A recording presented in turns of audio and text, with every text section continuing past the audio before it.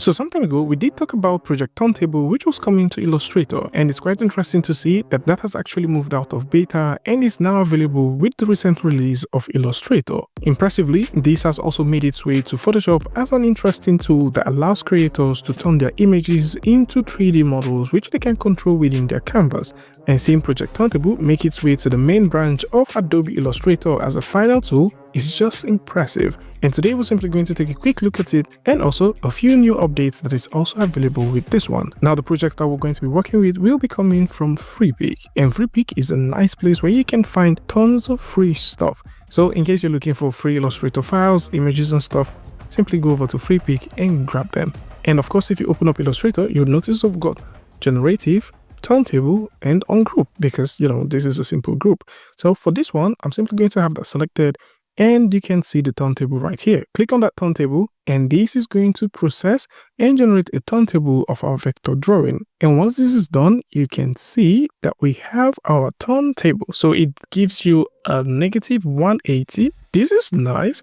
Of course, we've got some artifacts around here, but this is really nice. So it gives us a negative 180 and a positive 180, which means that we can actually take a look at our vector like this. I believe just a little bit of cleanup will be required. So we can look at our model like so, and we can also look at our model like this.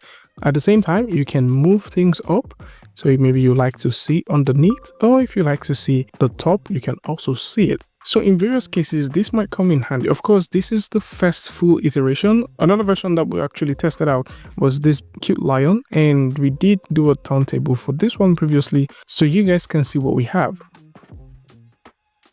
Another cool example that we have here is of this character holding a book. One thing you need to keep in mind is if you are working with this, simply delete anything that has to do with either transparency or possibly doesn't have a complete field. That would not necessarily work, because if we simply have this there and have this selected and possibly want to do the turntable, you would notice that it says the artwork may not rotate accurately. So for that, you need to delete any of those pieces, make sure that it's selected.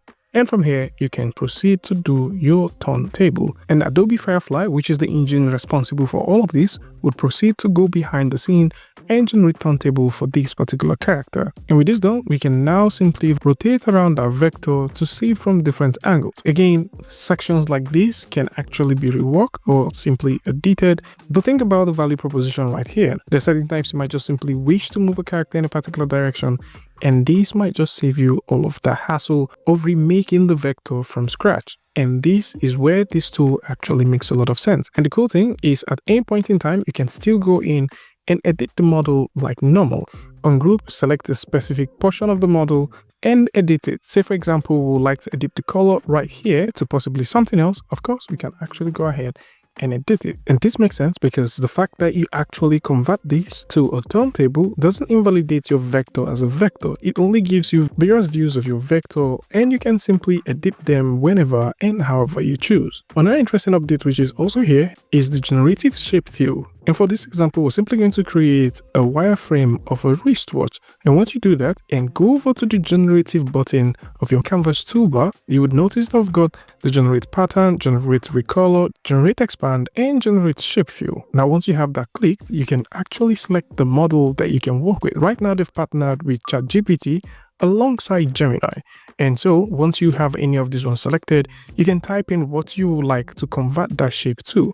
And basically what you're telling it is, take a look at this shape and create a vector for me. Click on generate, agree to the terms of using partner models, and this is going to process and generate it. Now, of course, depending on the model that you're working with, you can generate different kinds of things. So from ChatGPT to Gemini, you do have these options.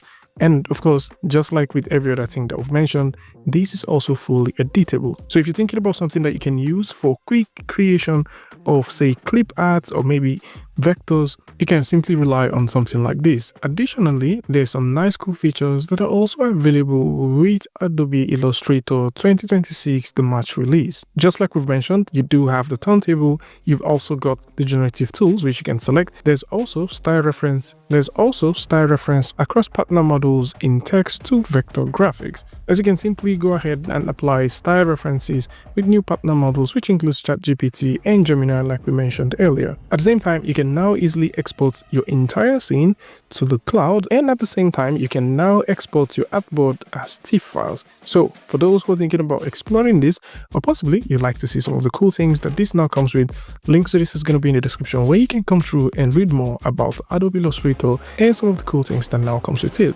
Tell me what you guys think about this one in the comment section, and until I see you guys in the next one, peace.